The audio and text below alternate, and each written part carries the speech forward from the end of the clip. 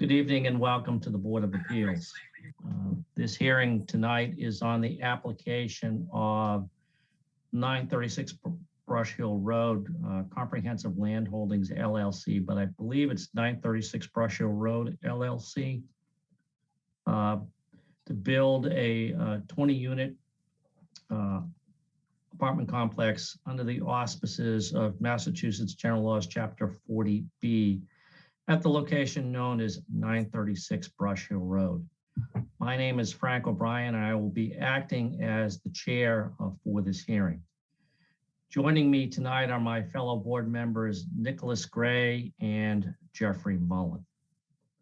The agenda for tonight will be as follows. I'll make some brief remarks regarding the general conduct of this hearing, including some scheduling matters. I'll ask the applicant's counsel to introduce himself and, if he wishes, the members of the applicant's team. I will then ask if there are counsel present, which I believe there are, Mr. Bob Galvin, to introduce himself.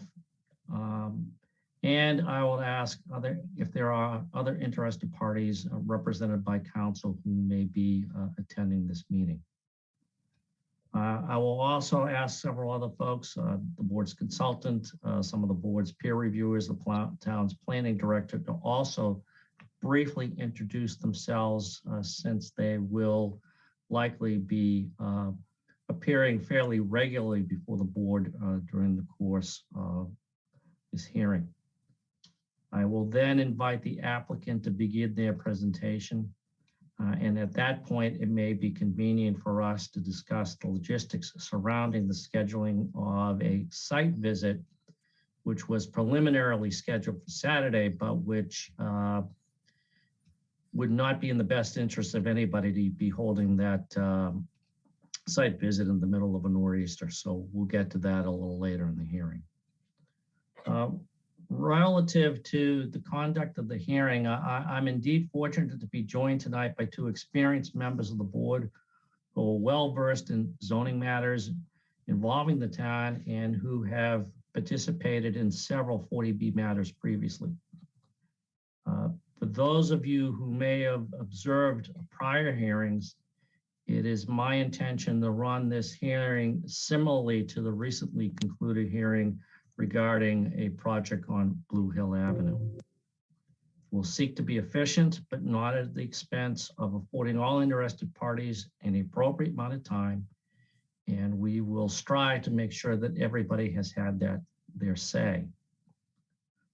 In terms of time, we expect the majority of these hearings will last approximately 2 hours, maybe a little bit more, but we'll be flexible with that timing depending on the circumstances, and generally strive to not run past 10.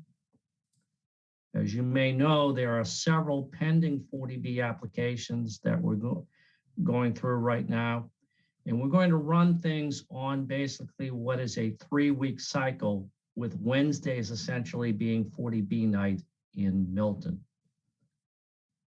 Under the provisions of Chapter 40B and the associated state regulations, the board must close this hearing within 180 days, which according to my calculations is July 25th, and then render its decision by a majority vote no later than 40 days after the close of the public hearing.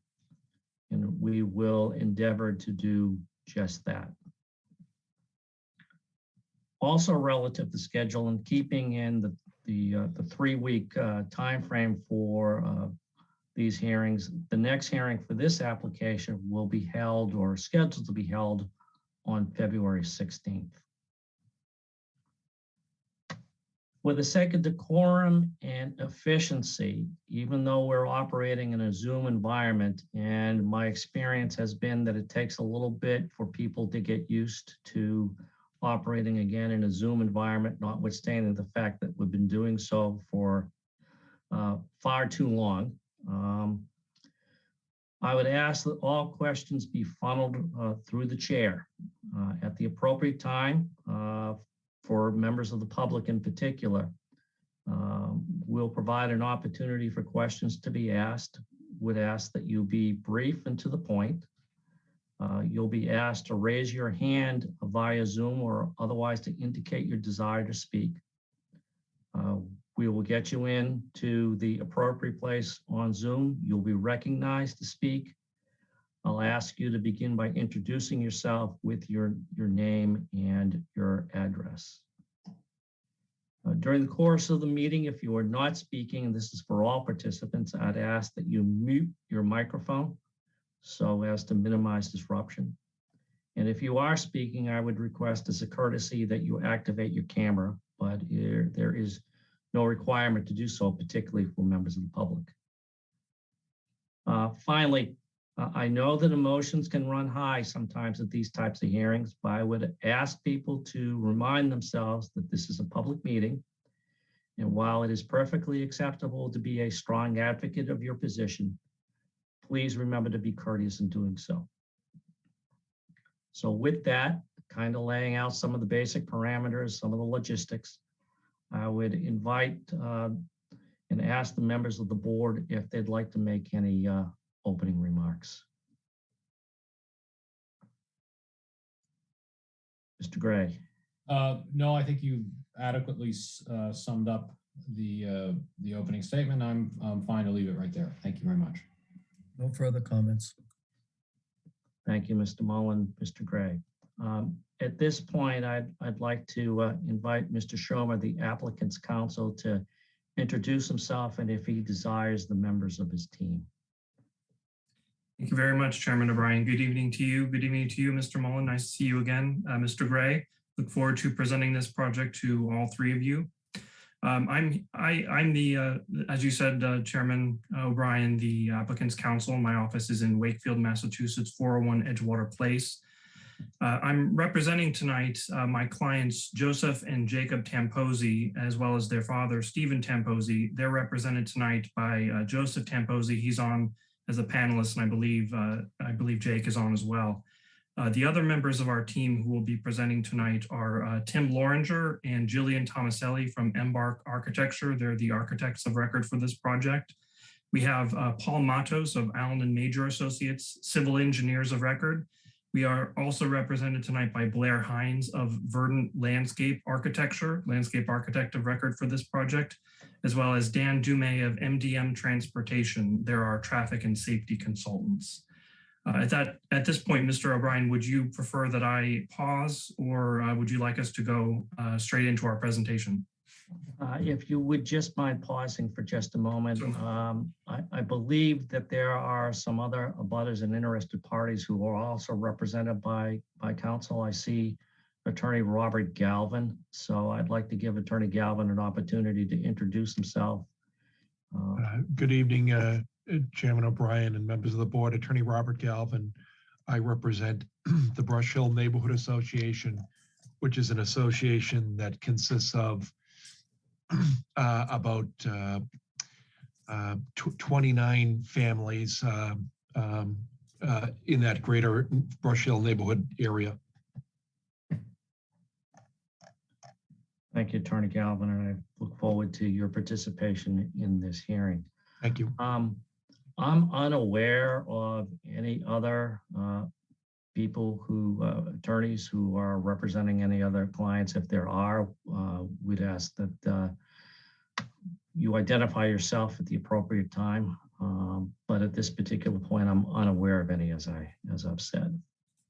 Bev, has anybody raised their hand seeking to be recognized as additional counsel? No, they have not. All right, thank you.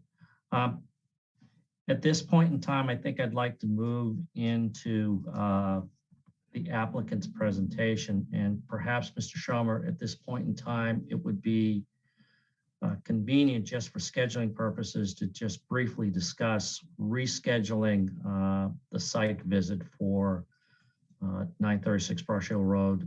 As I mentioned, we originally had planned to have it Saturday, but seeing as how it's going to be a nor'easter, is the following Saturday convenient for the applicant?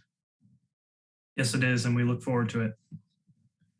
Is there a time that the applicant has in mind? I would suggest, if this is agreeable to the board members, I would suggest 10 a.m. We're scheduled for a site walk this coming Saturday for 582 Blue Hill Avenue for the Conservation Commission hearing. We expect that will be continued as well, and most likely I would expect that to be to next Saturday. That's taking place at 8:30 in the morning. So, and they have a number of walks that they schedule in sequence, so they should be completely finished by 9:30. At which point we could travel to this site and proceed with this site walk. Thank you. Is that scheduling acceptable to the other members of the board? Yes. Yes. Thank you. So we will schedule week from Saturday. Anybody have their calendar open? It's the 5th. It's the 5th, yeah. Thank you. For February 5 at 10 a.m. and details will be provided. Thank you, Mr. Schomer. And with that, Mr. Schomer, I would invite you to begin your presentation. Thank you. Thank you very much. I have just a few brief remarks to make, and then I will turn it over to the rest of the team for them to do most of the heavy lifting tonight. Probably, I'll say this with caution, knowing the profession of the board members, probably best for the attorneys to keep their voices down as much as possible in these types of matters and leave it to the experts. Would it be agreeable to you, Chairman O'Brien, if I share my screen briefly?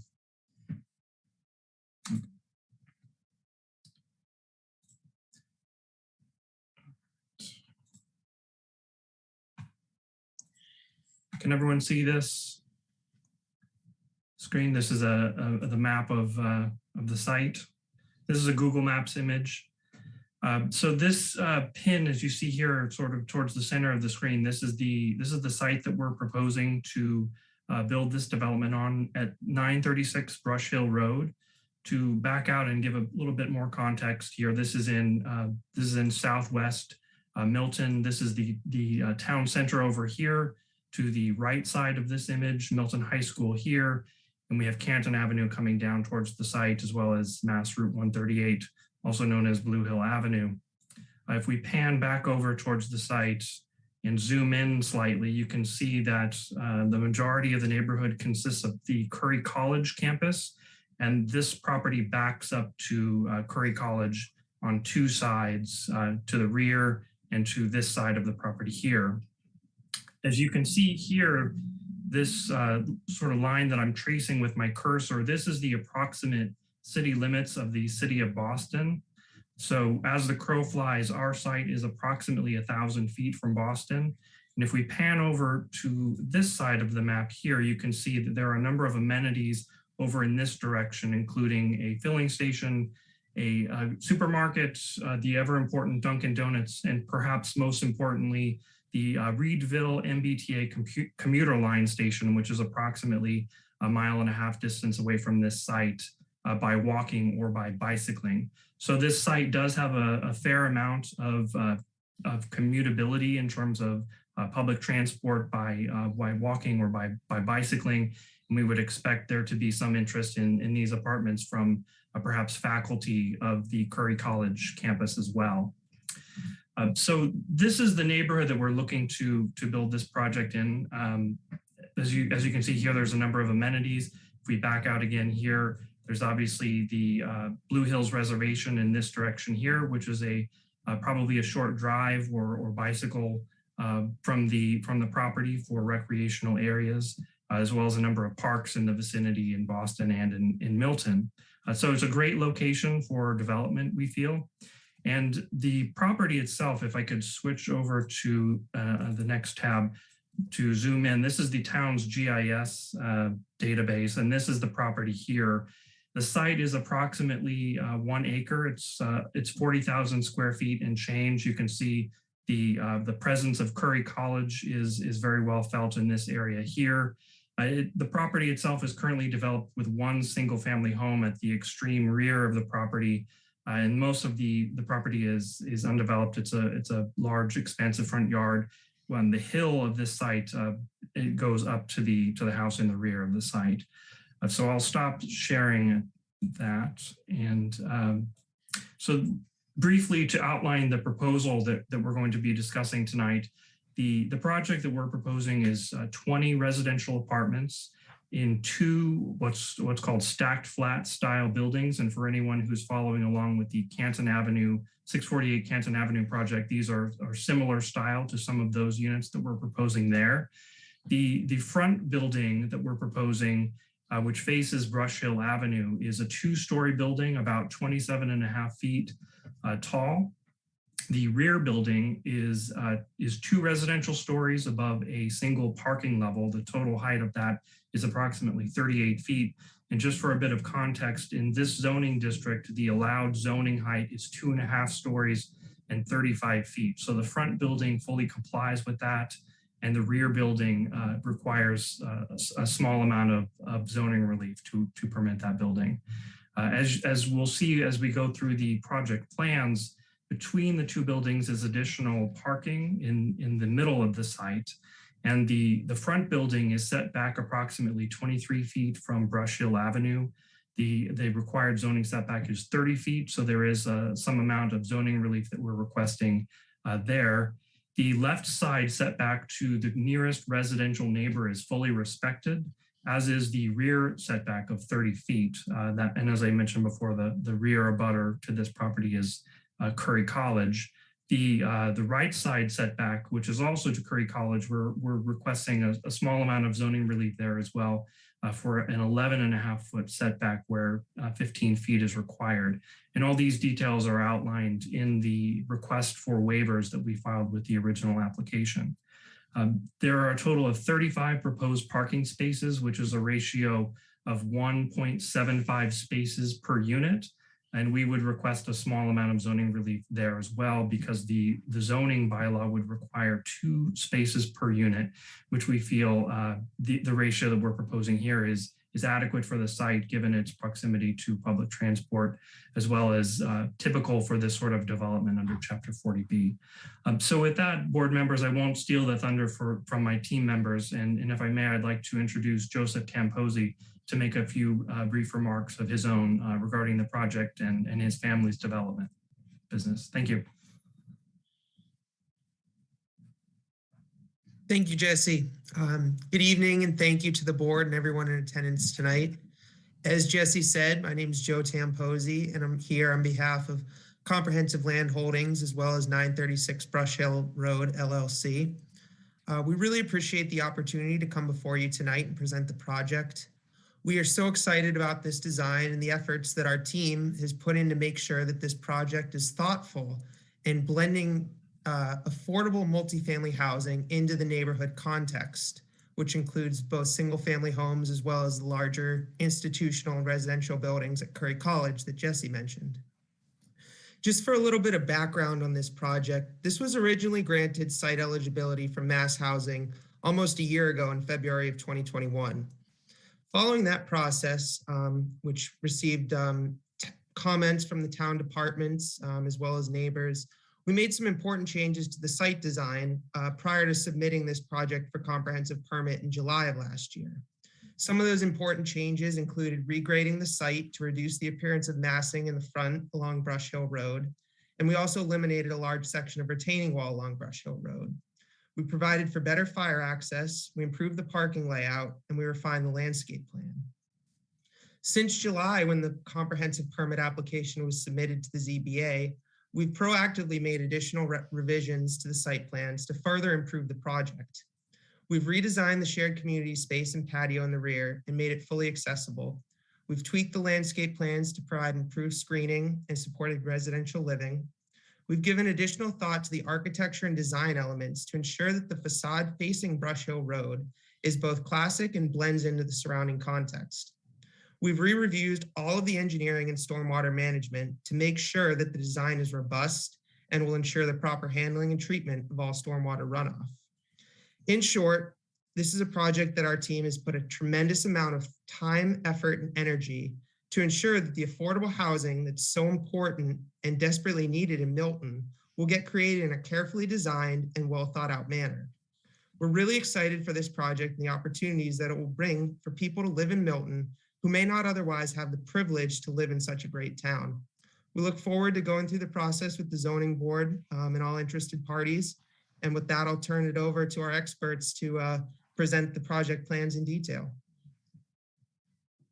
Thank you, Joe. Chairman O'Brien, what I would propose in terms of an order would be to start with architecture and then move into landscaping and then get into the nitty gritty details of civil engineering, stormwater, and then conclude with traffic, if that's acceptable to you.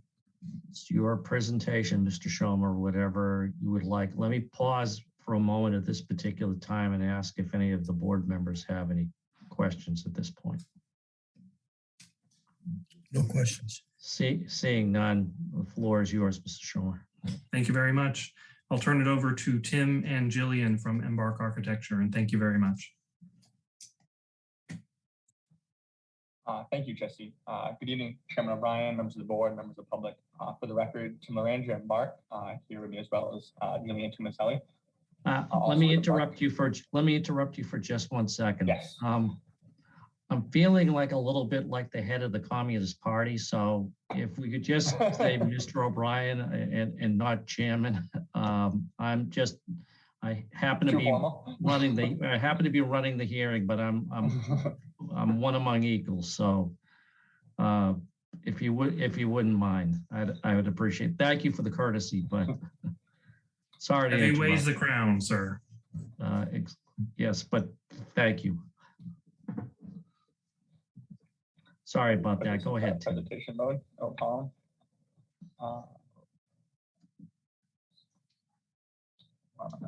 Sorry, 1 second.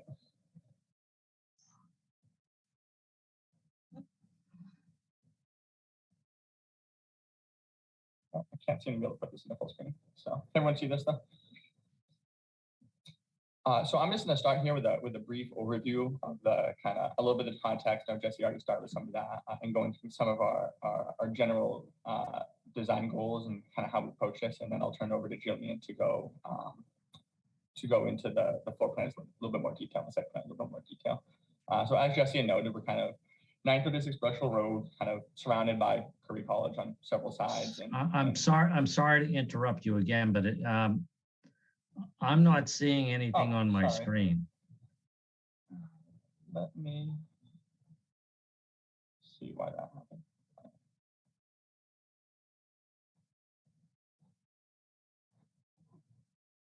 Can everyone see that now? Yes, now it's working. Thank you. Sorry to interrupt again. No problem. I'm sorry about that.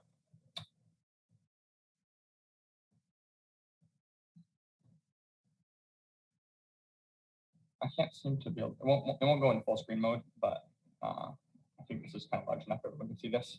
So as I was noting, sorry, I'm just gonna give a brief overview here of kind of our the design considerations, kind of how we were approaching the site, and I'll turn it over to Jillian to kind of go into the site plan and floor plans in a little bit more detail. As Jesse kind of began noting the kind of context and location site, we're over on the western side of Milton, kind of closer to the Hyde Park area than we are the kind of downtown Milton, Town Hall, high school area. The site itself, zooming in a little bit more, we're surrounded on 3 sides largely by Curry College campus, and then mostly across the street, kind of larger single family plots and residences, and also kind of up the street a little bit from us. There's some additional more multifamily typology developments in the area as well. That's kind of more in line with the density that we're proposing, including the Woodmere Village, kind of just up the street, Brush Hill, and then the two Fuller Village properties that are just off screen here, in addition to the residence halls at the campus. And then on the Hyde Park side of the property of the town line is also the Boston Housing Authority Fairmont campus. And then kind of looking at those a little more closely, while our site itself and unit count is significantly less than these 3 examples here, I think they're kind of in line architecturally in terms of 2- and 3-story architecture with kind of respecting the traditional aesthetic of the neighborhood. So we're using these as kind of precedents as we approach this. The site itself, we're at 40,000 square feet, so just under an acre. I think the two largest defining characteristics of the site are the slope from Brush Hill moving east up the site. There's about a 20-foot grade change from the street to the rear property. And then the site itself is pretty, we're more than twice as deep as we are wide, and it gets tighter as you go further back. So the actual frontage itself on Brush Hill is less than you would imagine for kind of site of the size. So we're going to try to take advantage of that depth as we kind of put the massing on the site. So an aerial view here, we kind of flipped around. So north is to our rear here at the top of the page is south. So you can see the student center at the top of the page and kind of the academic campus of Curry to the rear of the site. And then most prominently kind of at the vicinity of the site are those larger single family homes along Cushing Road and Brush Hill Road. And then we're fairly heavily vegetated to the south of the site and to the east of the site, kind of backing up the hill. And then just here's some context photos with two properties directly across the street. And then kind of looking up and down Brush Hill Road here. It's fairly vehicular street. There's not a lot of pedestrian activity. There are no sidewalks. And then looking at the site more closely, looking straight on the site view, you can see the pretty significant grade change. And then looking up the driveway, the existing house on the site sits to the rear, significantly above Brush Hill Road at the moment. And then is surrounded by an existing fence and some vegetation, including some fairly large growth trees along the north edge of the property line. So in terms of design goals for the site, we wanted to utilize that natural topography and the depth of the site. We wanted to, as much of the parking as we could, we were integrating into the topography and building on top of it to reduce the amount of surface coverage and to get a fairly high parking ratio. The remainder of the surface parking that we do have, as Jesse had noted, is kind of tucked in between the two buildings and not particularly visible or prominent from Brush Hill. We do front the street with a building that kind of respects the scale and the aesthetics of the existing buildings there, the existing houses that are on Brush Hill.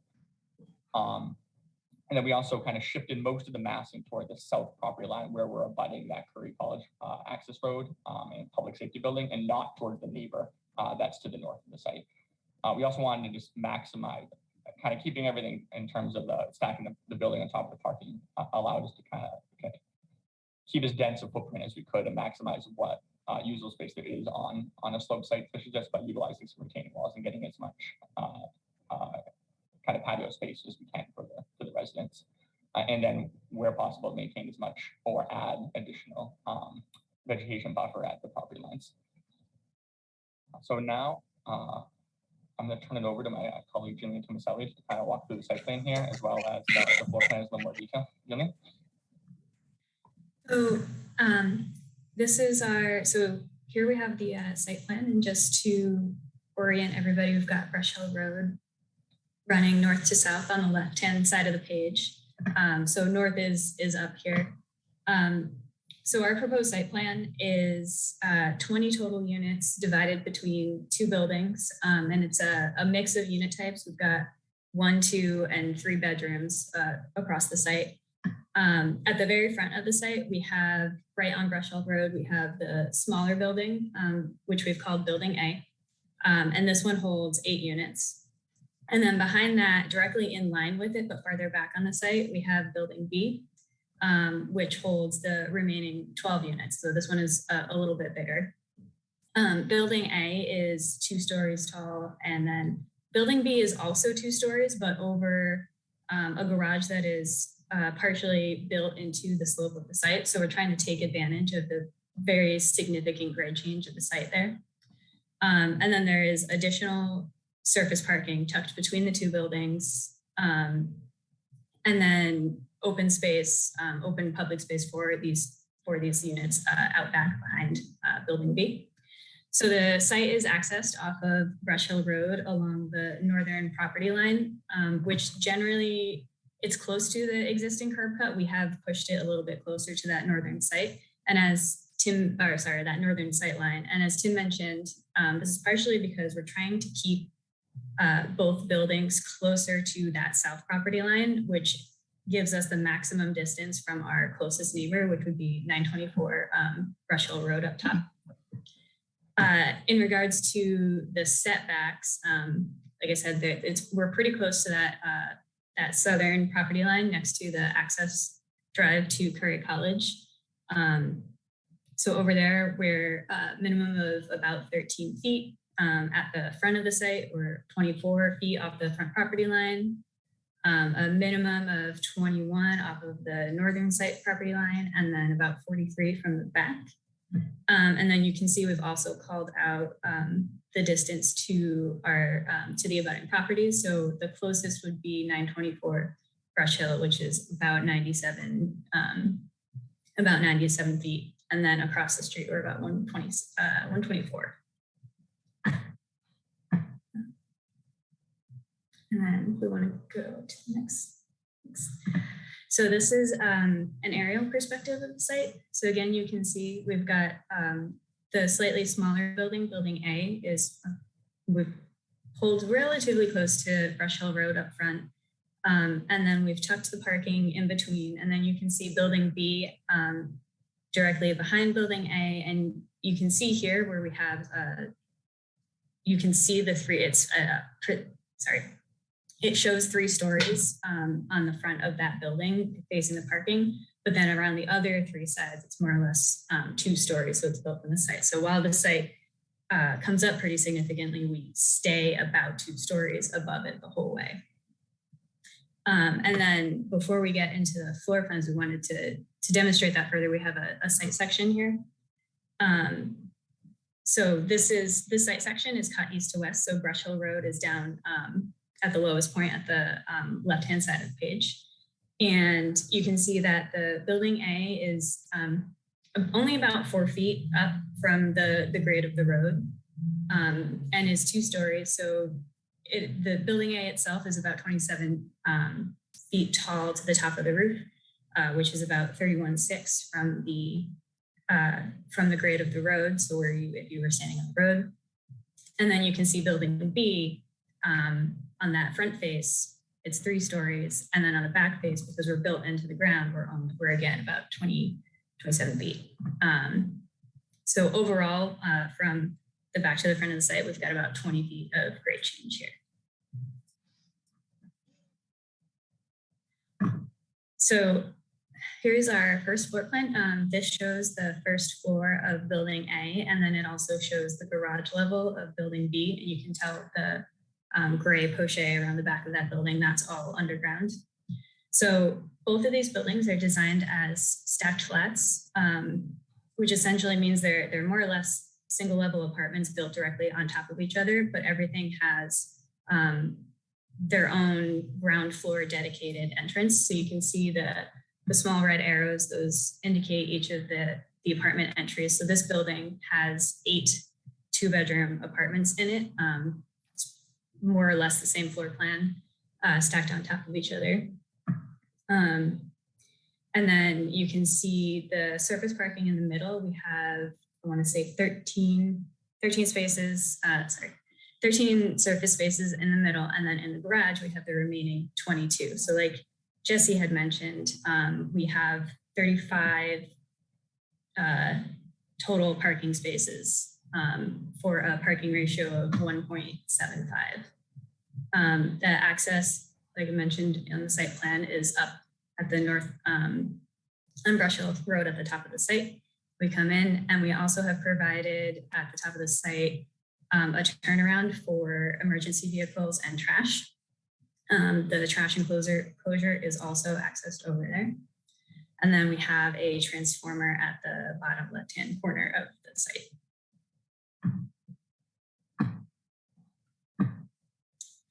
So this plan shows the second floor level, which is the second floor of building A, but is also the ground floor level, essentially the ground floor level of building B. That makes sense. So you can see the remaining 4 apartments for building A. And then building B, this ground floor is accessed from the parking either by stairs that are available at on both sides of the building, or an accessible lift that's at the bottom of the site that Tim's moving his cursor over right there. And this one, you can really see the entire site is very well connected with pedestrian pathways around all sides of both of the buildings. So this building B, again, you can see we have dedicated entrances for each of the 12 apartments.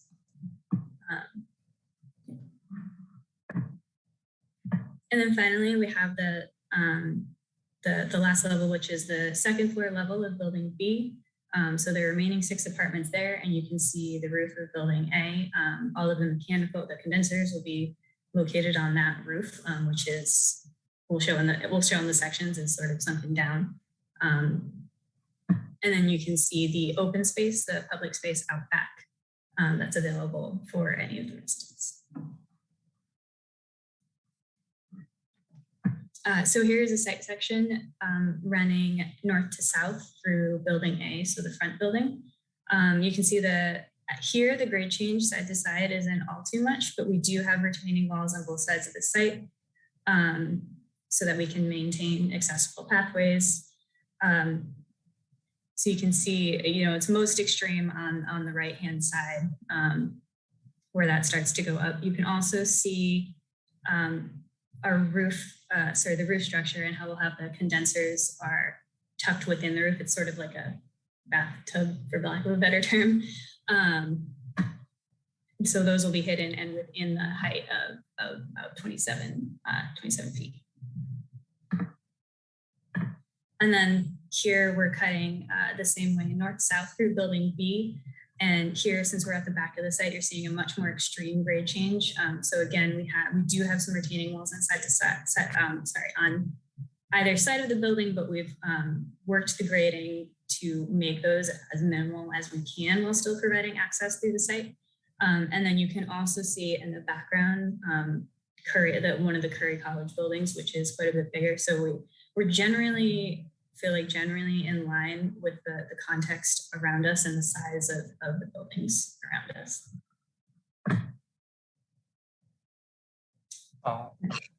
Thank you, Jillian. That was thorough. So I'm just gonna take over here and talk a little bit about the elevations, materials, and design aesthetic. As we had mentioned before in the context, just looking at the buildings that are kind of in the immediate vicinity. The properties across the street at 923, 939, 945 Brush Hill Road, with the exception of 923, are largely kind of more traditional colonial, larger homes. And adjacent to us at 924 is the same instance. And then while we're not really the same typology, these much larger, more institutional, there's a lot of masonry with the Curry College buildings. They are all fairly traditional, fairly neoclassical. With a lot of gables and pediments. So we're going to kind of take cues from those in terms of the design aesthetic of the project. So here's just a few precedent images where we're kind of playing off those gable forms, the board and batten material, the clapboard material. So we're going to use those kind of traditional forms and detail them in a more modern way to kind of create a bit of a transitional design. So then looking at the elevations here, this is building A, the front building. You can see we're kind of highlighting it's kind of symmetrical design given the symmetry of the plan. We're calling out the living space of each of those units with the gable form. Combination of light gray and darker gray clapboard and vertical board and batten, a asphalt shingle roof with the pitched roof, and then awnings at the canopies, some more modern light fixtures. And then for the windows, we went a little bit more modern. We're going to have a clean casement and awning combination around the whole building. And then at the rear building, very similar aesthetic. We have introduced some corner balconies with, again, some kind of larger glass sliding doors for those balconies. And at the base of this, really only visible on that front facade, as Jillian noted, but a little bit towards the sides here as we kind of terrace up. There'll be a masonry base to it to kind of ground that building into the earth. And then here is a rendering from Brush Hill, kind of looking a little bit south. So here's the access road here, existing trees along the property line. You can see the 2 stories setting about 4 to 5 feet above the road itself. And then you can see the rear building that exposed buried parking at that front elevation, and then the building sitting on top of that. And then second angle, a little bit further, Brush Hill, looking back the other way. You can see the access road to that Curry College public safety building, which it is gated. We didn't show in the rendering, but let's note that this is restricted access. similar to what we've done on some of the other properties that we've presented in Milton. So there's no real traffic here. And then you can, again, see both buildings and how that rear building has a very minimal presence on Brush Hill itself.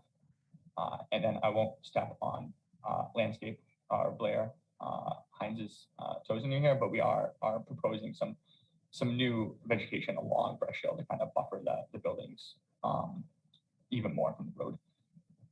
And before we get into that, I'll just quickly go, and I won't go into super detail on these, but we did prepare some shadow studies for the project.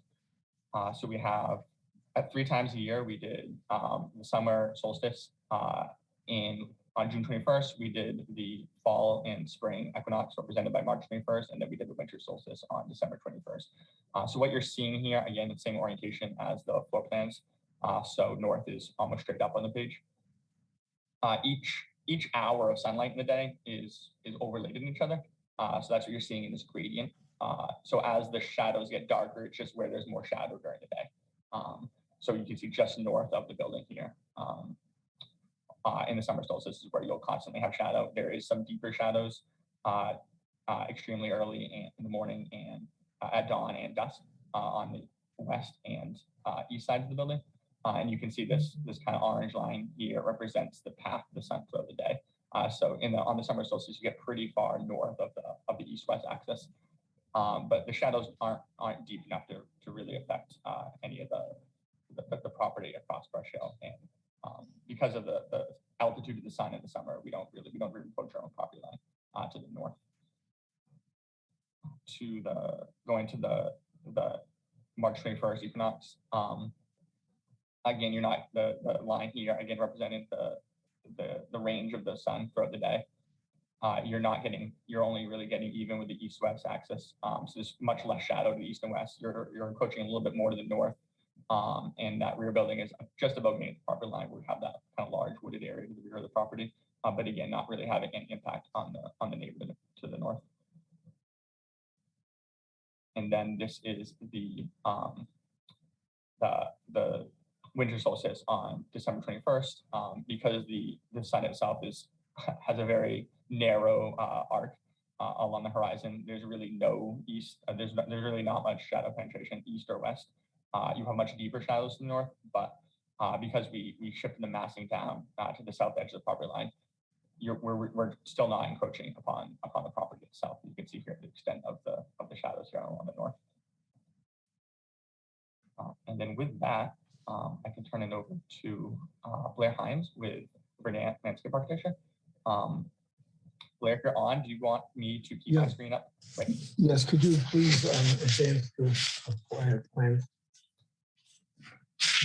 So again, the record, Blair Hines, Principal Landscape Architect at Verdant Landscape Architects. And as Joe had mentioned in the beginning, the plan has been refined over the period of design between ourselves and the Embark Studio.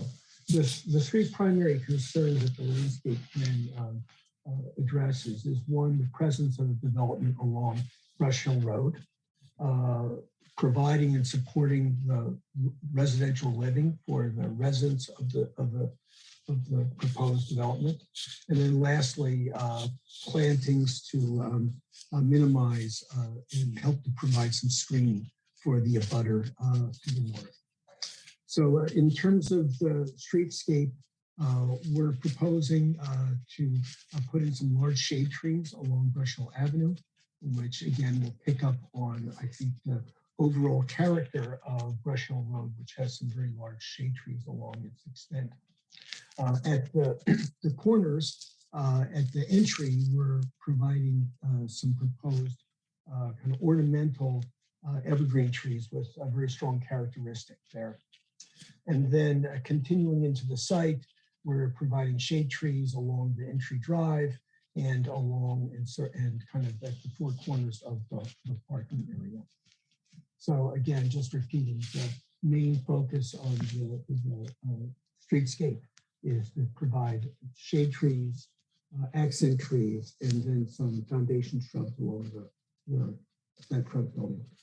In terms of supporting residential living, there really are, the major component of that was mentioned earlier was a large shared patio space at the far eastern side of the project up on the high ground there. And here what's being proposed is kind of outdoor dining and kind of living space for the residents, as well as plantings that would create a kind of a garden setting for that. In addition, along towards the front of the building, we're really trying to create a sense of a front entrance for all the entrances on the front building. At the two corners, we're having a small little kind of terrace space with a seat wall that kind of highlights those and frames the building, so the building feels like it's being held up by the landscape. And we're kind of minimizing the sloping from the front entrances along a Brush Hill Road. Then to the along the edge of the parking area, again, treating that landscape as front doors for the units that are accessed off the parking court. I think the biggest challenge here is really the rear building, because we wanted to minimize the extent that the site was covered out with parking. So in this particular approach, it was to bury the parking underneath the building. That had the consequence of basically having to ascend a whole story from the parking, the outdoor parking, into the front entrances that wrap around the building to the north and to the south.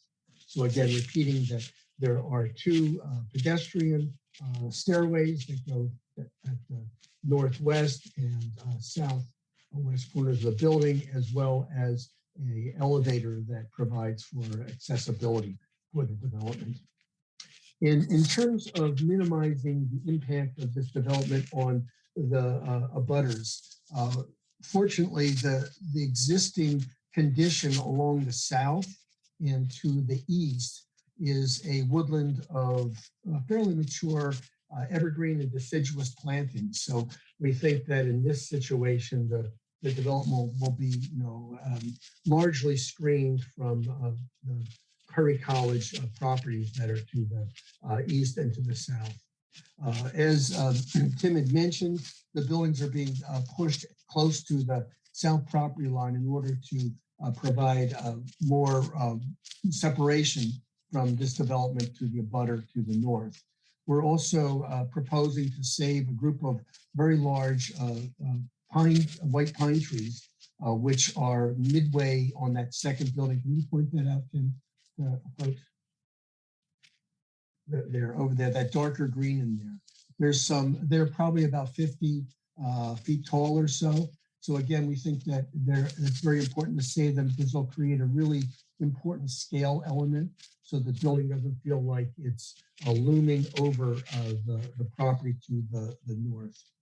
Secondly, we're saving another tree that's up along the entry drive, as well as providing a continuous screen of evergreen trees along the entry drive along the north property line. Next slide.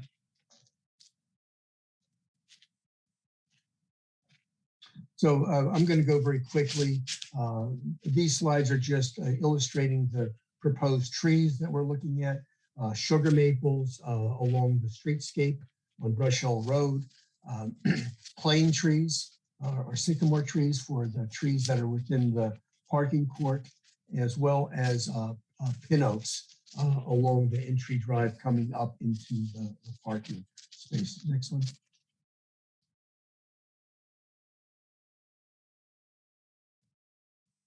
Next slide, Tim. That's it. Oh, I'm sorry. Okay. Very good. So I'm happy to answer questions when we get to the question and answer period. Thank you very much. Thank you, Blair. Tim, could we go now to Paul from Allen and Major to go into the engineering? Yes. Paul, are you going to share your own screen? I can, or if you want to keep your screen up, we could do that too. Whatever is easier for you. If you want to have control, or I can keep going. That'll probably be easier for me to control myself. Sure. There you go. All right.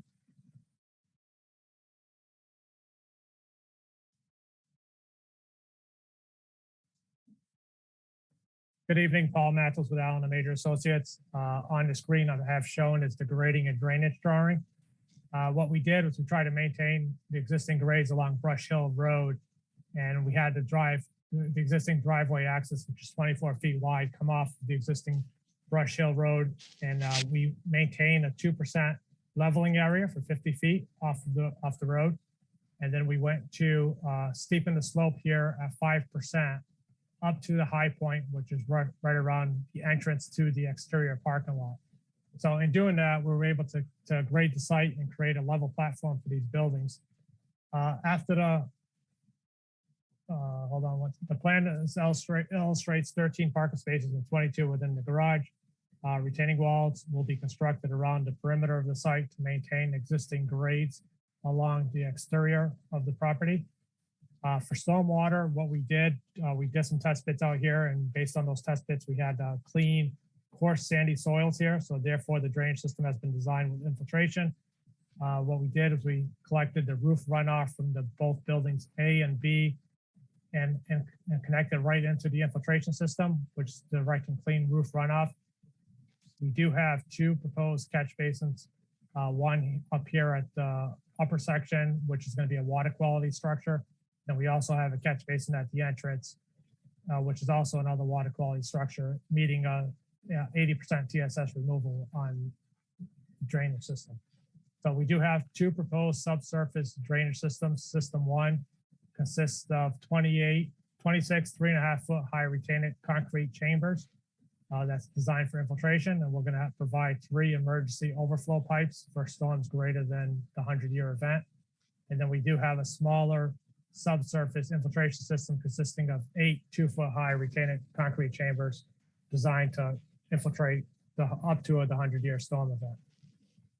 Other improvements on the site that we have is that we have a sewer system. So let me go to the utility system. So we're proposing a 6-inch line coming off of Brush Hill Road, sorry about that. And then we're going to have an oil gas separator for collecting any runoff inside the garage from the floor drains. And then that would be all piped out to Brush Hill Road. We're proposing a 6-inch water line off of Brush Hill Road along the southerly property line, that each building will have its own fire service connections and domestic service. And we do also propose a gas service on the northerly side of building A, and it would run towards the back of building B. That concludes the civil part of the presentation, and we could turn it over to traffic.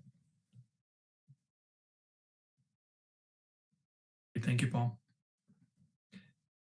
Viv, it looks like Frank O'Brien got pushed into the attendees. It looks like he has his hand up. I don't know if if you're able to let him back in.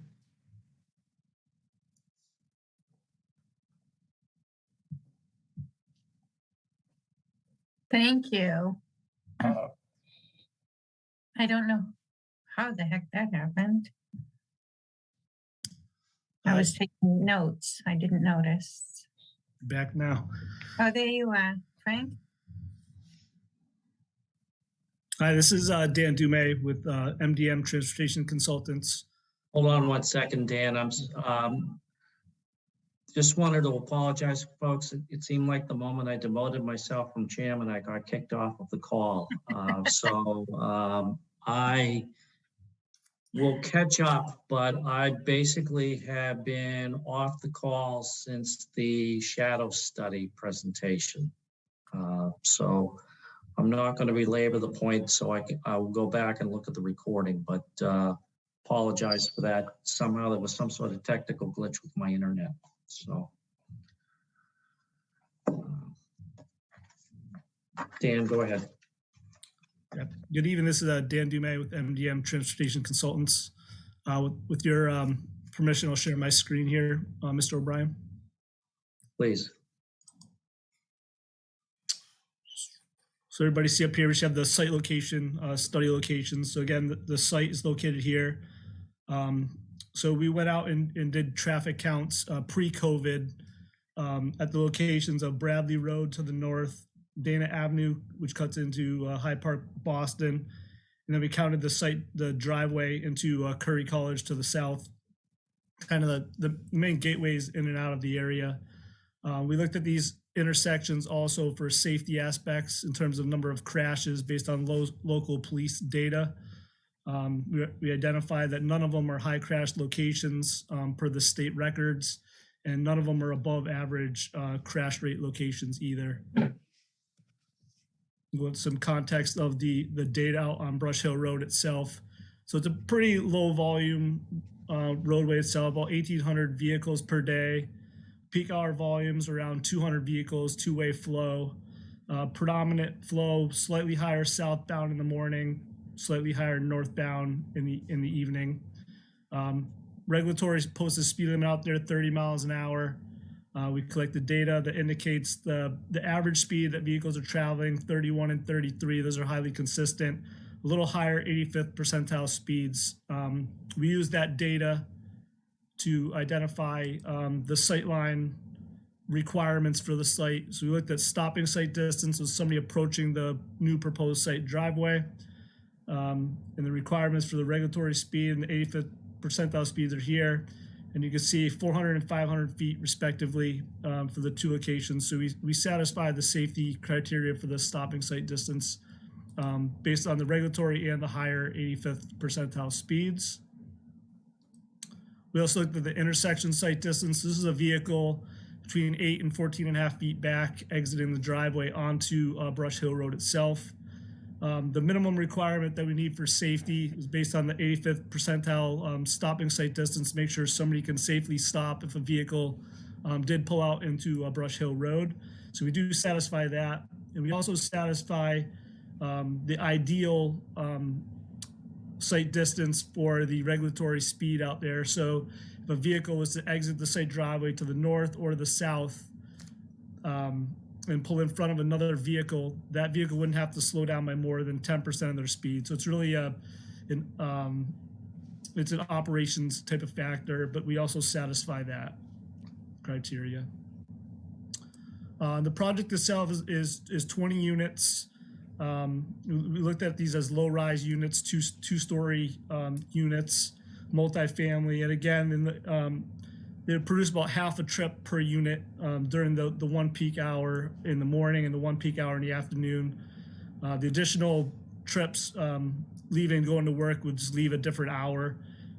So a total of 146 trips for the day. It's between 7 and 8 trips per unit based on industry standards. It's highly consistent with observations of apartments within Massachusetts and the Milton, Boston general area. So as you can see, a fairly low generator. We're looking at one trip, maybe every 10 minutes total.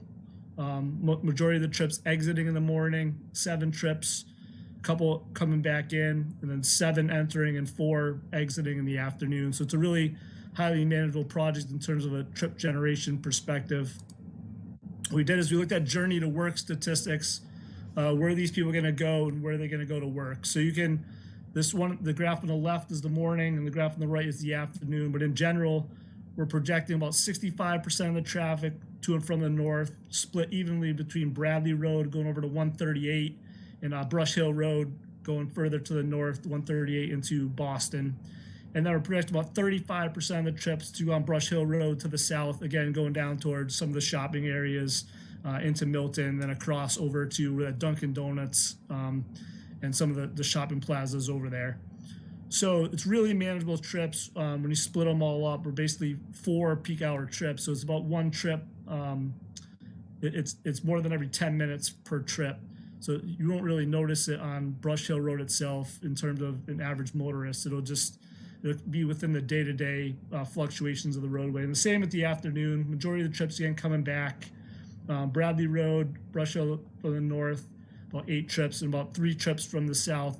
So very well spread out, very well manageable number of trips in terms of percentages. And then what we did is we broke this down in the capacity analysis, which is based on industry standards for the level of service. So it'd be the delay of the vehicle, the volume to capacity of each approach, and then a level service, which is generally graded between an A and an F, with a CD standard is typical threshold for kind of the suburban urban environment that we're in. As you can see, baseline conditions, no build conditions, and build conditions. Even with the project in place, we're gonna have very minimal delay at the study intersections during all of the time period. Site driveway, less than 10 seconds delay coming out, no real delay. You see these less than 5 on the mainline Brush Hill Road approaches. So very manageable in the morning, and the same conditions in the afternoon. We're looking at level service B or better, so very low delay at any of these intersections, and the project itself is really going to be insignificant to that change. We looked at the largest emergency vehicle we expect to go to the site, the Milton Ladder 1. So we did a right turn movement in, goes in, and then it backs up into this pervious paved area and to change directions and go back out. So it can accommodate that large unit if the fire department did wish to go onto the site. Just give a quick summary again: ample roadway capacity, limited impacts, no change compared to no build conditions in the future without the project in place. The sidewalks on site going to connect to all the different parking areas and entranceways to the buildings in that amenities area in the back. There's no existing sidewalk system to connect to currently, but they're gonna have bike racks for residents and visitors to promote that type of use in that type of trip. The driveway design meets the safety criteria for sight lines, satisfies emergency access, delivery vehicles, which we expect to be like a single unit truck. And then as part of the project, they'll maintain the sight lines within those driveways to have adequate sight lines. So that is a fairly quick overview of traffic, but there's no real issues with traffic and a low generator. So I'll turn it back over to, I believe, Jesse or somebody else on the team to kind of close this out. Thank you very much, Dan. That concludes our presentation tonight, board members. We appreciate your time. We look forward to your feedback and any feedback from members of the public. We're looking forward to hearing what everyone thinks about this project, and that kind of feedback is critical for us as we move forward through this process. I see also that Mr. Reardon is on the line as well. Good evening to you again. We look forward if you have any feedback for us tonight. Thank you very much. I'll turn it back to you, Mr. O'Brien. Thank you, Mr. Chairman. Thank you, and members of the team. Let me turn it over to my fellow board members and ask if either Mr. Gray or Mr. Mullen have any questions or comments for the applicant or members of his team at this point in time. Mr. Mullen. Thank you, Frank. Is Brush Hill Road a scenic road? I think we'll have to look into that, Mr. Mullen. I think it is. The answer to it. Mr. Mullen, I can answer that with confidence that yes, it is a scenic road. I think it was a leading question to the town planner. I'm wondering if you could catalog for us any modifications you have to Brush Hill Road for the record. You need not do that now, but I'm interested in whether or not any street trees and other impacts to the road itself associated with modifying that driveway. So that's one question. I saw on the MDM presentation that there was bike accommodation, but I didn't see any bike spaces on the site plan. I'm interested in what your bike strategy is. I will defer to Tim and Jillian to answer that question, if I may.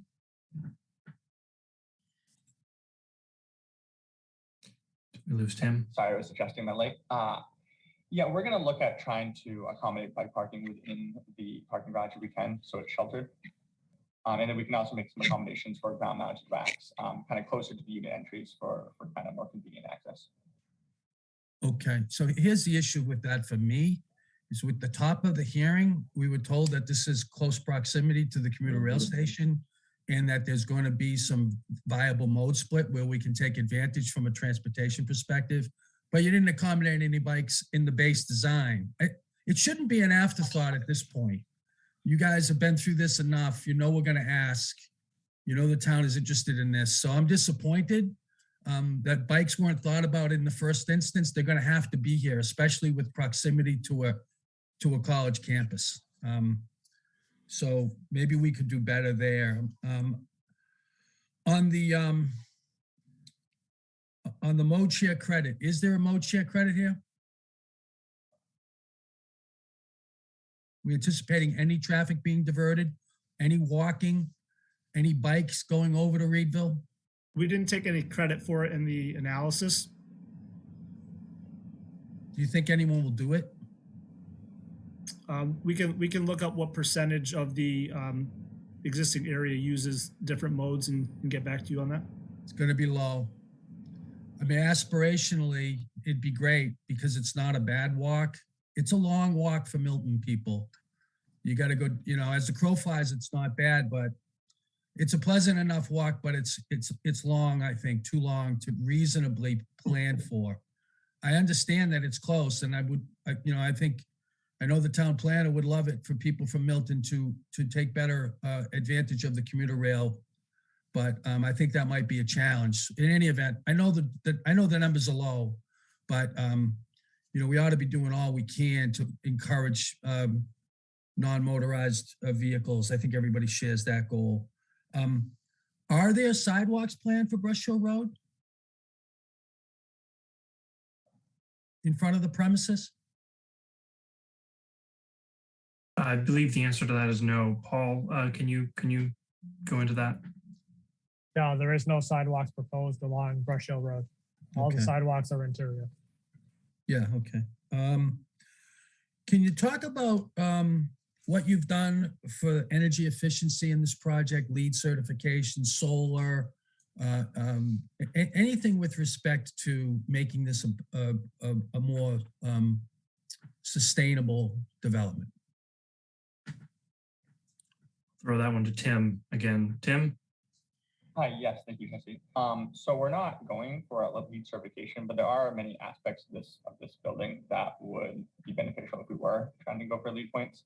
I mean, any new construction that meets the stretch energy code, such as this, is going to be an improvement over kind of the existing housing stock, and then any accommodation we can make to being within a fairly close proximity to that to the bus line, and then whatever we can provide for bike parking, as you had mentioned, to kind of take advantage of commuter rail would be beneficial in terms of the kind of the site points you can get through LEED.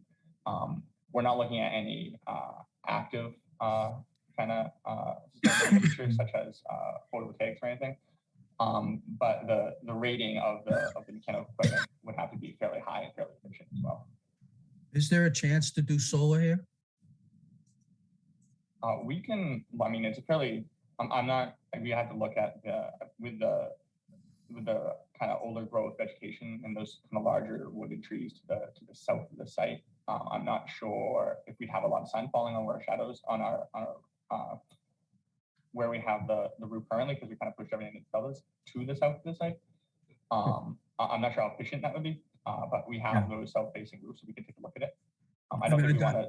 I don't think we want to shift the massing of the buildings around in order to take advantage of that or lose any of that tree growth. But yeah, I'm not asking you to necessarily. I want to satisfy myself that somebody looked at it and concluded that it wasn't feasible for whatever reason, only because you know, more sustainable use of energy is better than less. You know, so that's the nature of my question.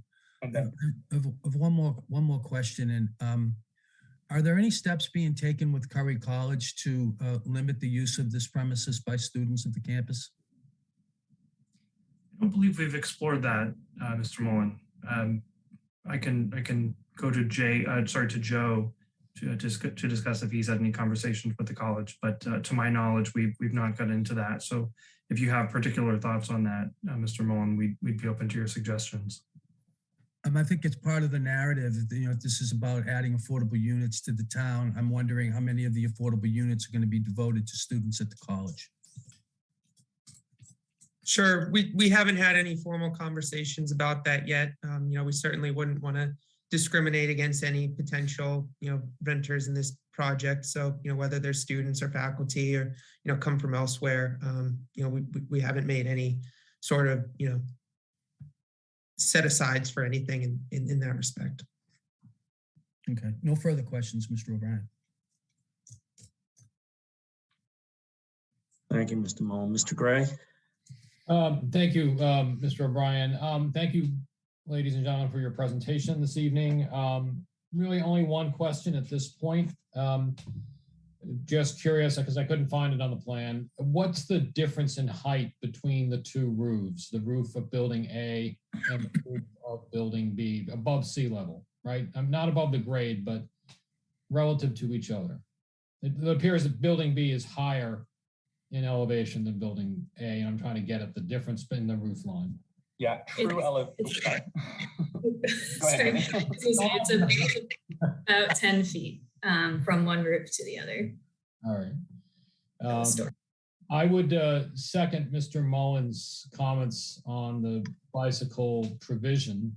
I do a lot of bike riding in that general area on Brush Hill Road in both directions. And let's remember, it is Brush Hill Road, not Brush Hill Avenue. That's the other street that's slightly to the east. And riding between that building, the new building, and Reedville is maybe 5 to 10 minutes, depending on how quickly you ride to the Stop and Shop. It's probably about the same, depending on the route that you take. You could avoid going back up over the hill and have mostly a flat ride, which is always, if I was carrying groceries, it's on my thing. So I think that my point is that the site, although Brush Hill Road itself is not the best road to ride a bicycle on because there are no bike lanes on it, the level of traffic is less, say, than Truman High Parkway, which has bike lanes. And so it's not a bad thoroughfare to ride on. And certainly getting over to the Stop and Shop or to the Dunkin' Donuts it would not be difficult on a bike, And so I'm glad to hear that you're going to consider putting some indoor bike parking. That's like for any cyclist that you invest some money in a bicycle, and it's nice to be able to keep that secure and undercover. So that's more of a statement than a question, but thank you very much. That's all I have for the moment. Thank you. Thank you, Mr. Gray. I do have one question, and pardon me if it was already it may have come in while I was offline, but is there a lighting plan? There has not been a lighting plan included with the plan set. I believe as we move through this process, one will be prepared by the landscape architecture. So we'll put that on our to-do list. Thank you. I don't have any further questions. Do you, Mr. Gray, Mr. Mullen, any additional questions? No, not at this time. All right. Mr. Galvin, I'm going to give you an opportunity if you'd like to ask any questions or make any comments regarding the applicant's presentation at this particular point in time. Sure. One question I might have, I've looked at some of the renderings. Will the board be looking for an architectural peer review where I know we did that in East Milton. I know it's a larger project in East Milton, but the density of this project is significant, and notwithstanding what's being said, this still appears to my clients, who are the residential neighbors, to be very much in the middle of a residential neighborhood. And it would seem to me that having a peer review might be of some assistance in developing the right mix of materials and giving the board the ability to make some observations that maybe are coming from an independent voice. That'd be a first question. I know you used Mr. Bomer on the other one. I could, that's just a question for the board at some point. I could tell you just a few of the other observations that I had, if you want me to proceed with that Well, So- let me answer that. Let me answer the first question. I think it is the intention of the board to proceed with a peer review. I will confirm that. Obviously, we have a panoply of peer review experts. Mr. Reardon is on here, and we have used peer review, architectural peer reviews and other, but I will confirm that for you. So. Okay, thank you. Mr. O'Brien, I can actually confirm, we do have Cliff Bomer under contract. He's not here tonight, but he is reviewing the plans and intends to submit some written comments ahead of oral testimony, potentially at the next hearing. Thank you, Mr. Shalinski. Okay, thank you, Mr. Mr. O'Brien. Galvin. Yes, you know, I began working in this neighborhood several years ago when the neighbors had some concerns about Curry College and some of the expansion that was going on at Curry College, particularly with the closest dormitory. And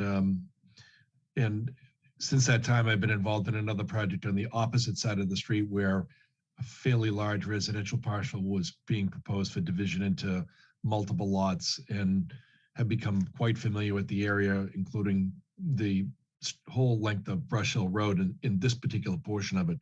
And I'm glad you're going out for a site visit. Not that all of the board members aren't familiar with that area, but it is a scenic road, and it's an area that my clients really are very protective of.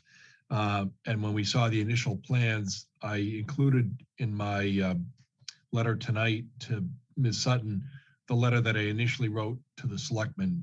And although we haven't had any direct communications with the developer, I will reach out to Mr. Schomer and introduce myself and speak with him regarding some of these concerns in the meantime.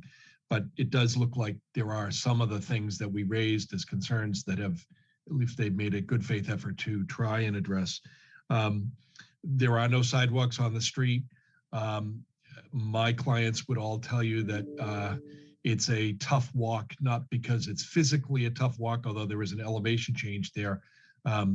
It's when you come around the bend just before you get to this property, cars are traveling at a speed significantly in excess of the regulatory speed of 30 miles an hour. And my clients they'll tell you the stories that they have seen of the near misses and how dangerous it is actually to walk along the roadway, although many of them try with their animals and things like that.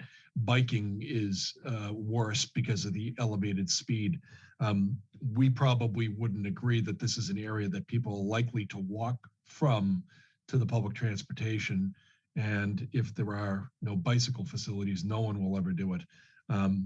I made a big point about parking in another project on the opposite side of town, so I'm happy that there's more parking spaces here, but I would ask the board, maybe we can get some clarification as to the size of those parking spaces and the breakdown of full size versus compact spaces. Although 1.75 spaces per unit is much more aligned with what I'm familiar with. A construction concern that we would have, and if I pulled up, which I have the copy of the initial site plan, in order to construct this property, other than the 5 or 6 white pine trees, they're literally going to take every tree and every piece of vegetation off the site and try to replant it. And the renderings that you're seeing reflect mature growth, probably 10 to 15 years down the line. So what you're going to get replanted there is not going to look anything like what they're proposing. And I think maybe some of the architectural peer review and perhaps Mr. Reardon will be touching upon things like that. But that's a great concern of ours because the streetscape along Brush Hill Road is very mature as a result of its being a scenic road and being protected. And it seems very inadequate what they've proposed, just 3 trees that you probably wouldn't see it the way they're looking, the way they've been proposed for at least 15 years, even if you were to buy a 6-inch caliper tree now. So that's very much a concern of ours. We don't know how much cut or fill needs to be brought in here. I'm hoping that they're removing a portion of the hill towards the rear of the property and using some of that fill to bring it to the front. The initial renderings that we saw had some very large retaining walls that have been eliminated, but it looks like they still need to have some retaining walls all the way around. It's been my experience on other projects in Milton that the fire chief usually has a lot to say about a multifamily building that he can't access all the way around the building. And that rear building is not accessible at 11 feet to the southerly property line by a fire truck. So perhaps you can access the middle and the front, and perhaps you can back a truck out. And I'm sure you'll hear it from your own peer review people, but you know, when the ladder one from Milton comes in, it doesn't come by itself. It comes with 3 police cars, an ambulance, a pumper truck, and a whole bunch of other things. And I suggest to you that that's an extremely crowded site with probably an inability to make all of those turns in the area that's been proposed, which kind of gets to the issue of density that is a concern of ours. Obviously, appreciate attempting to reduce the size of the front building so that it fits better into the fabric of the neighborhood, but to call this a college neighborhood or this part of the neighborhood a college neighborhood is not really accurate. And I think you'll see that yourselves when you go out there. If you walk even further down to the south, you know, obviously Curry College is a college campus and it's quite dense and it has dormitories and other buildings, and Curry College has also acquired a number of the historic homes. And I think some of my clients will be angry if I didn't tell you, and you probably already know this, but this area is the home of some families that have an arboretum or, you know, are famous or world famous, you know, landscape designers. So I'll have a little bit more detail about that. So the landscaping plan is a concern of ours because it seems to show mature planning, and that's not what it'll look like for quite some time. And obviously we're concerned about the creeping of Curry College further into the neighborhood, not asking anybody to discriminate against anyone for any reason whatsoever. But if these units are going to be occupied by students, it's obviously a college age student is going to want to recreate and be out and about, and you know, would like a little bit more detail about that. And then lastly, because the site's going to be fully stripped when it's constructed, how construction is going to be managed on the site, where people will park, how that'll happen is a great concern of ours, so that access in and along Brush Hill Road isn't impacted. And perhaps because it's not a 5 or 6 story building, it might be easier and it's not taking up the entirety of the site. There's a way to manage that, but we would love to have those details. And I guess the last point is it just does seem overly dense and not very much like this neighborhood to my clients. And I hope the board will look into that more and consider some potential conditions that modestly reduce it so that even this looks as good as it can in keeping with the neighborhood. Thank you. Thank you, Mr. Galvin. Do any of the members of the board have any questions for Mr. Galvin? No questions. No questions. Seeing none. At this particular point in time, I think it would be appropriate to see if there are any members of the public who may be currently online who may wish to ask an initial question or make an initial comment. Please be mindful that this was an overview by the applicant. There will be further discussions about various aspects of the project, architectural, landscape, engineering related matters. As I have been reminded on several occasions in previous hearings, this is an iterative process. We've already seen some iterations that have taken place already. We would expect to have more. But Ms. Sutton, is there any member of the public who has indicated a desire to make a comment or ask a question? There is Laurie McIntosh. Would you let Ms. McIntosh join the board, please? Trying, but I'm going to have to promote her. She's not available any other way right now. So she's going to come in as a panelist and then Thank you. I'll attend to that afterwards. Ms. Hi, McIntosh, welcome to the Board of Appeals. If you just wouldn't mind giving us your name and your address. How can we help you this evening? Thank you very much. I appreciate you promoting me. I'm Laurie McIntosh. I'm a resident. I'm the owner at 77 Cushing Road. So I'm at the very end of Cushing Road as it turns and then goes into Hyde Park. And I'm a town meeting member from, well, I'm not quite sure if I'm still in precinct 5 or whether I've transferred to precinct 10 yet. But anyway, I've been a town meeting member for many years. I'm also president of the Cushing Road Neighborhood Association, several households of which are on this call, excuse me.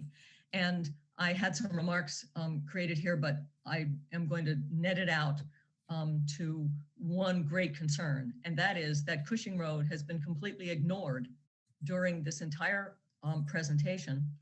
And we are the street that is almost directly at the base of this proposed complex. And we will be the ones who get the trips that have the parking. If it's overflow, will be on our street.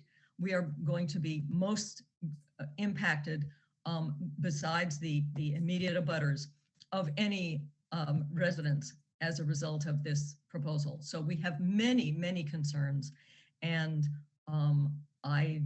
we need to know where do we voice them at the conclusion of this hearing. And Thank you, that's Ms. Cushing Road. We're right here. Nobody's even mentioned us. We're very concerned. Thank you, Ms. McIntosh, and I would encourage you to remain engaged during the course of this hearing. I believe that there will be many opportunities for you to listen, learn, question, and comment as we go through this process. So we welcome your participation in this, as we will welcome those who are also members of your association or who are on Cushing Road. So we'll be happy to accommodate your participation. With that, Ms. Sutton, is there anyone else who has indicated a desire to participate? Oh, one more hand just popped up. Let's see. Newman, C. Newman. I'm sorry. Newman? Yes, thank you very much. Can you hear me? Yes. Yeah. Yes. Good evening, sir. If you wouldn't mind identifying yourself. Yeah, I'm Charles Newman. Certainly. Mr. O'Brien, I'm Charles Newman. I live at 939 Brush Hill Road, which is directly across from the proposed project. Mr. Newman, are you able to join us with your camera? It's certainly up to you. If I knew how to do that, I would. Very good, sir. We can hear you loud and clear. How can we help you this evening? Well, first of all, I appreciate Attorney Galvin's comments, and we obviously agree with him on the issues and the issues that seem to be problematic to us. I would hope that in a week from Saturday, when you do your site review, you would both or all three would look around and look across the street and look at the height of these two buildings that are being proposed and look at how that would impact us on 939 Brush Hill, and then look to the north, how it would impact our neighbors to there. We are in agreement with affordable housing and more housing within Milton. There's no question about that.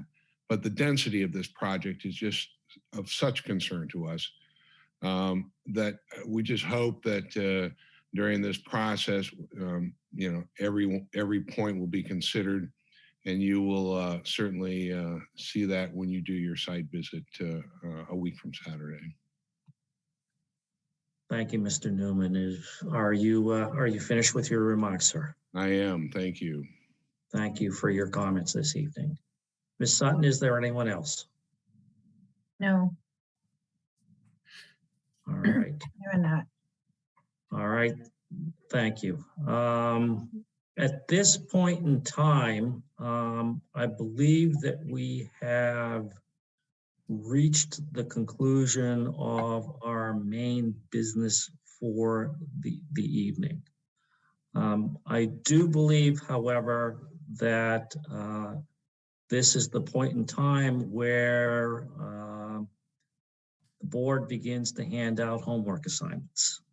So, Mr. Schomer, I think that there are a number of homework assignments for you, and I would encourage both Mr. Mullen and Mr. Gray, if they have some additional assignments or if they have some clarifications. As I see it, according to my notes,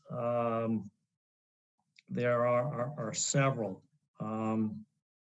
We've had several concerns already expressed regarding the streetscape. I would appreciate it. I think the board would appreciate it if you would delve a little bit more deeply and prepare to go into a little bit more detail relative to the changes in the streetscape concerning the mature trees, the other frontage on Brush Hill Road. I see that Mr. Sherwinski has his hand raised. Tim, you're recognized. Mr. O'Brien, I can wait until you're done. I just wanted to get in the queue. Okay, no problem. The second question is, I would broadly characterize it as the bike strategy.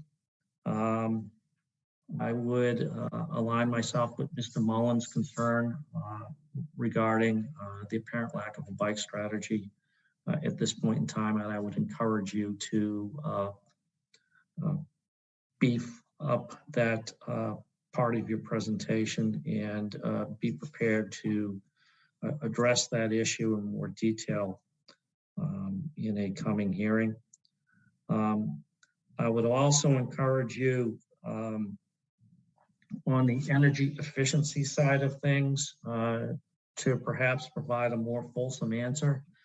Basically, what I heard here is we're not going to be LEED certified. We're not going to stretch. It's a new building. Because it's a new building, it's going to be better and more energy efficient than older construction. I think the board would appreciate a little bit more detail, a little bit more thought relative to that. In the words of Mr. Mullen, we want to be satisfied, if you will, that energy issues, energy efficiency issues are addressed. The other thing that I would encourage you to do is, if you will, issues related to Curry College. Well, clearly, this area is next to Curry College. There is a long history of regarding the relationship between Curry College and the neighboring area, and I would encourage you to be mindful of that, and I would also encourage the applicant to begin to try to put their arms around that particular issue.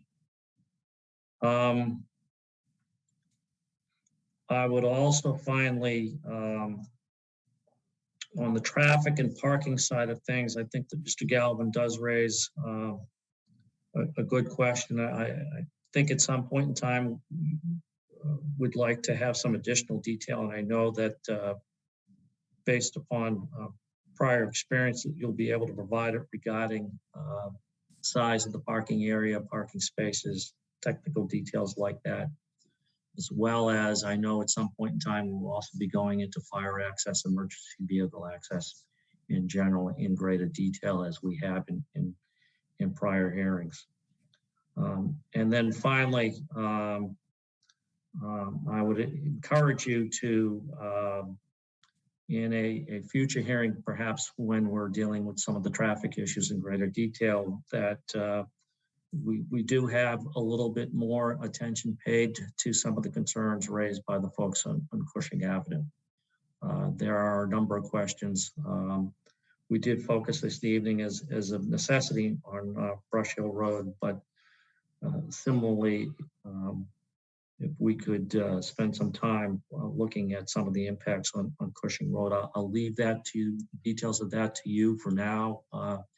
We will, and the applicant and your team, but we should begin to take a look at some of those as well. With that, Mr. Mullen, Mr. Gray, is there anything I missed or anything that you would like to add a little bit more detail to than what I've recited? Just that I know there was one elevation of what this looked like from the street, Brush Hill Road, but I think more work needs to get done on that. I'd like to see what this looks like with respect to the elevations from the surface of the street, but also how much fill is going to be taken out of this property. I'd like to understand that a little bit better. I know we saw a site plan, but we didn't see a cut and fill plan. So I think more work could be done on that. Thank you, Mr. Mullen. Mr. Schumer, any questions or comments, any clarifications needed from the board at this point in time? I don't believe so. We appreciate the summary though. And these are all issues that we'll get looking into right away. We'll try to have as many answers for you as we can when we're next back before you. Some of these will be more longer term issues in terms of updating the plans to note additional details. But we will get to work right away on this. And a number of these points are extremely helpful for us to have as points to take into consideration as we move forward. And I would also say that I look forward to a conversation with Attorney Galvin regarding his client's concerns, as well as Ms. McIntosh. And if she has anything particular, or her neighborhood group has anything particular that she would like to bring to our attention, then we should be keeping in mind. I would encourage her to feel free to reach out to contact me directly if she would like. My contact information is in the application materials, and always happy to take a call from a neighbor of one of these projects, because her input and those of her neighbors is critical as we move forward for this. So thank you very much. So in terms of scheduling, and by the way, I think I would put the board fully behind any conversations amongst some of the interested parties that could lead to a clarification or a better understanding of some of the issues, and hopefully perhaps a resolution of some of the issues. Certainly is encouraged. As one of my law school professors used to say, a good settlement is better than a good trial any day. So if that there are some accommodations and compromises that can be worked out, please, by all means. Relative to scheduling, as I said at the beginning of the hearing, we're going to be on a 3-week cycle. So maybe some of these issues can be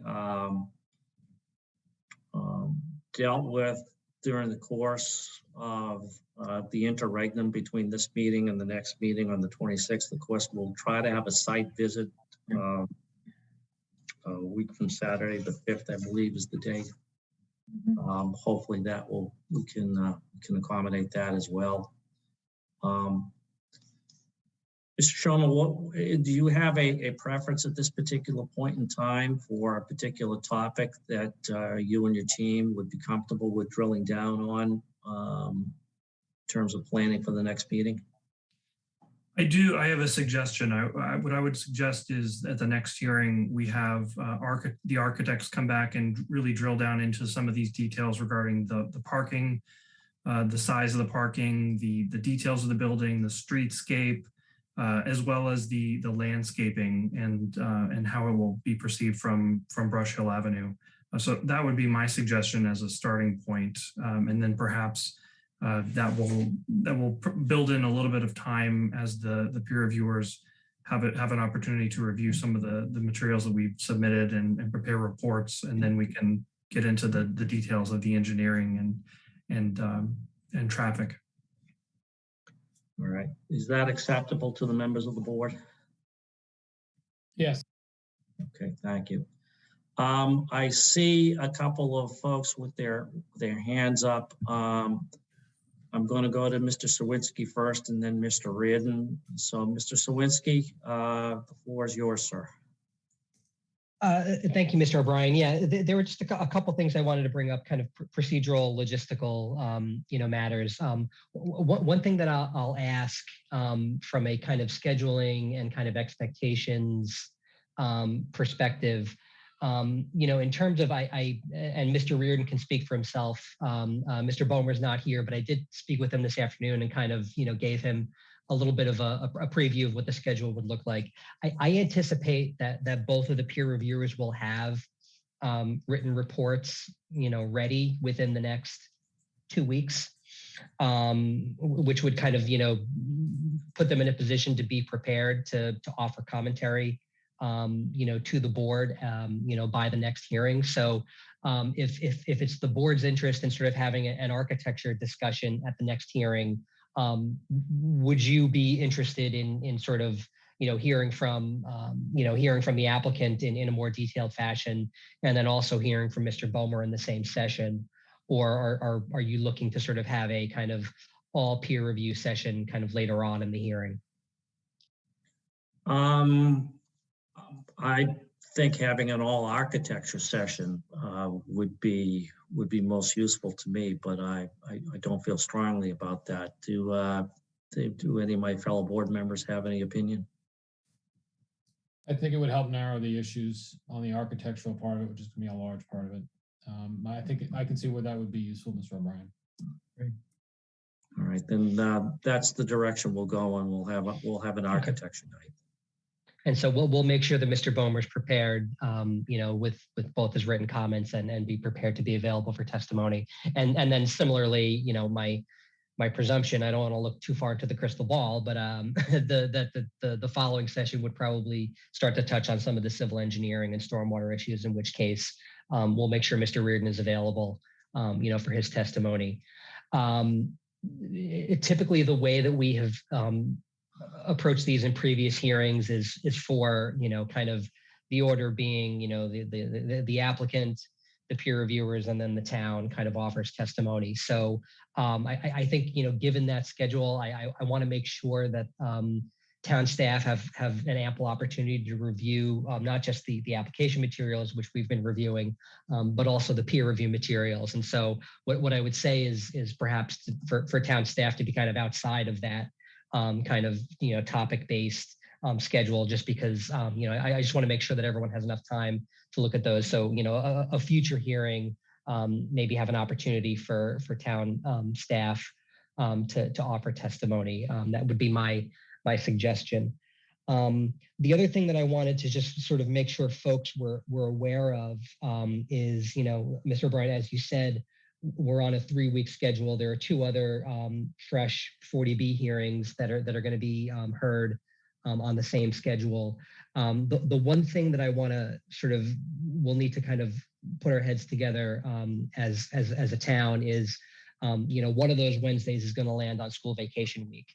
And so depending on whether the regularly scheduled hearing takes place, or if we need to bump that schedule up another week to accommodate school vacation week, that's just going to have to be a sort of administrative decision on the board's part. But, you know, just in the interest of sort of putting together as far reaching and far out in the future schedule, that's one kind of bump that we need to kind of discuss. So I think we've got, you know, the next hearing for this project kind of, you know,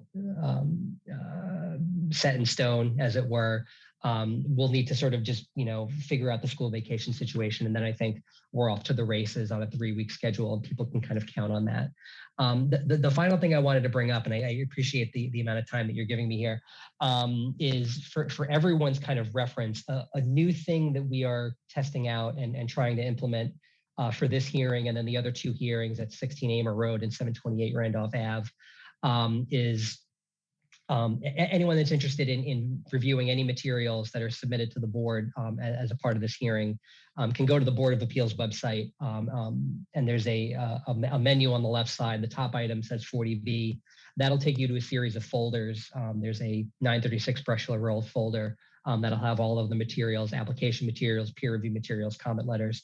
One thing that we're trying to implement is a kind of holistic document index for all of the documents that are submitted, you know, for this project. And I think that'll be a handy item for everyone involved, the board, the peer reviewers, the applicant, the public, as a kind of one stop, or at least first stop, as you sort of go into that folder for the project. And what I'll tell you is this, as documents are submitted, step 1 is for me to log it into that index, and step 2 is for me to actually put it into the folder.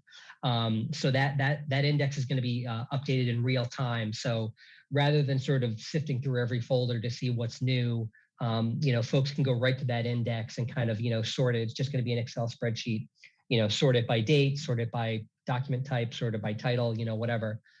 So that, you know, you can check that on a daily or weekly basis and see what's new. So I just want to make sure people know sort of how to use that, and that'll take you, you know, provide you directions for where documents are and links to it and everything. So I hope it's helpful. You know, if folks have a hard time navigating that folder, you can reach out to me. I'm the Director of Planning and Community Development. My email address is on the town website, and I'm your guy on that stuff. So, Mr. Bryan, thank you very much, and very excited to participate in the remainder of this hearing. Thank you, Mr. Sawinski, and thank you for your help. Mr. Ridd, I see you've taken your hand down, but do you wish to make a comment? Yeah, just real quickly, based on our experience in the past, really good idea for the applicant to engage if they already haven't with the fire chief. I imagine the fire access is going to be, you know, an issue of concern for him. Tim and I have orchestrated a meeting collectively with him if that serves the project purpose, but I would suggest, you know, having that engagement earlier is going to serve them well. Thank you, Mr. Ridd. Good to have you on board as well. Mr. Schomer, any additional comments? None from us. Thank you very much for your time tonight. And I agree 100% with Mr. Bearden's comment about the meeting with the fire chief. We've had a number of meetings with Chief Madden on other projects. And he's been more than accommodating with his time, and it's always very helpful to speak with him directly. Mr. Galvin, anything? Thank you, Mr. Schomer. Mr. Galvin, anything additional? No, I had just had to look at something briefly for a minute. I did hear about a lighting plan that was to be added, and I wasn't sure whether that was on the list. Obviously, yes. would be interested in the lighting, particularly along Brush Hill Road. Thank you for the reminder. Yes, Mr. Schomer, add that to the punch list, if you will. Thank you. It's on the list. That just for Attorney Galvin's information, that plan is prepared by an outside vendor, contracted through the landscape architect. So it's going to be produced. I'm not certain of the timing of it, but it certainly is on our to-do list. Thank you. One last time before I call it a night, any additional comments from members of the board? Okay. Oh, thanks. Hearing none, thanks everybody for your time and attention. Stay tuned. As I understand it, currently we're scheduled for a site visit on February 5 at 10 a.m., I believe. And then the next hearing relative to this application will be on the 16th at 7, which will be noticing the meeting as always. With that, thanks everyone for your participation tonight. And that I will adjourn this meeting of the Board of Appeals relative to this application. Thanks, everyone. Good evening. Thank you. Everybody. Thanks. Good night. Have a good night.